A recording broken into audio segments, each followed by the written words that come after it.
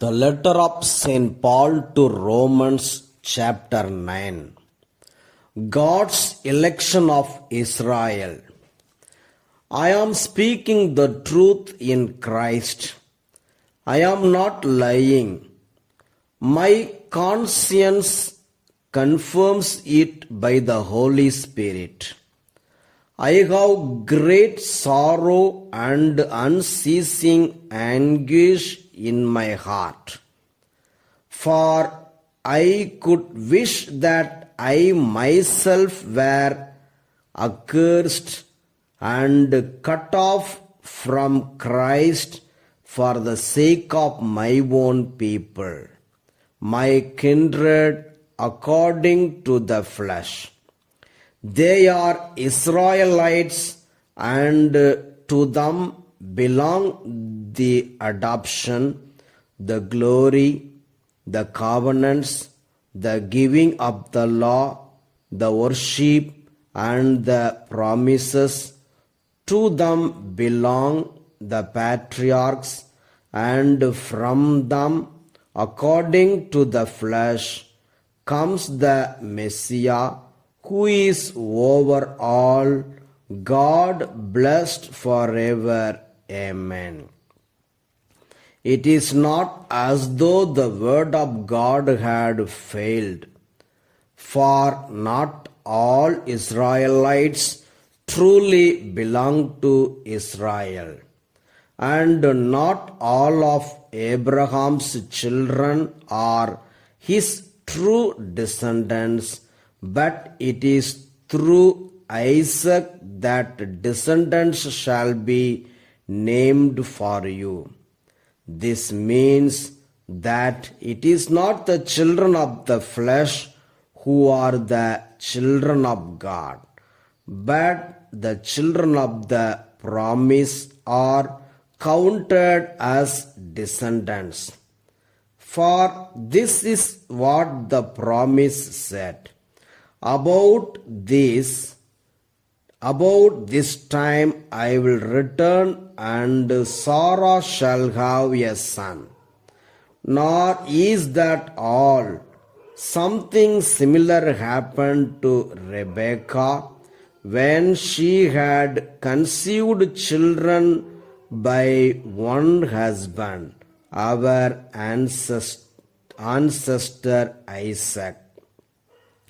Even before they had been born or had done anything good or bad, so that God's purpose of election might continue, not by works but by his call. She was told, "The elder shall serve the younger." As it is written, I have loved Jacob, but I have hated Esau. What then are we to say? Is there injustice on God's part? By no means. For he says to Moses, I will have mercy on whom I have mercy, and I will have compassion on whom I have compassion. So it depends not on human will or exertion, but on God who shows mercy. For the scripture says to Pharaoh, I have raised you up for the very purpose of showing my power in you, so that my name may be proclaimed in all the earth. So then he has mercy on whomever he chooses, and he hardens the heart of whomever he chooses. God's wrath and mercy. You will say to me then, why then does he still find fault? For who can resist his will? But who indeed are you, a human being, to argue with God? Will what is molded say to the one who molds it, why have you made me like this? Has the potter no right over the clay to make out of the same lump one object for special use and another for ordinary use? What if God, desiring to show his wrath and to make known his power, has endured with much patience the objects of wrath that are made for destruction? And what if he has done so in order to make known the riches of his glory for the objects of mercy which he has prepared beforehand for glory, including us whom he has called, not from the Jews only, but also from the Gentiles.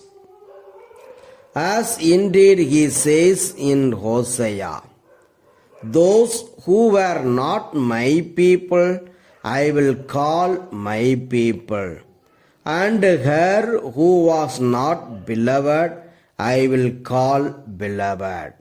And in the very place where it was said to them, you are not my people, there they shall be called children of the living God.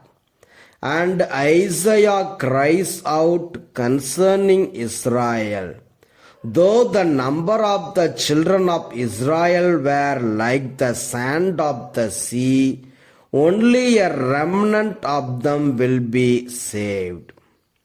For the Lord will execute his sentence on the earth quickly and decisively.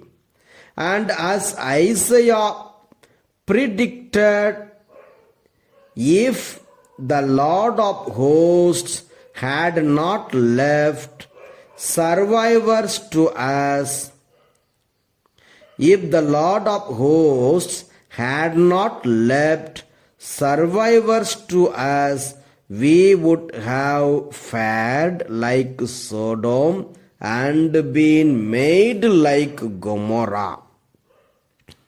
Israel's unbelief.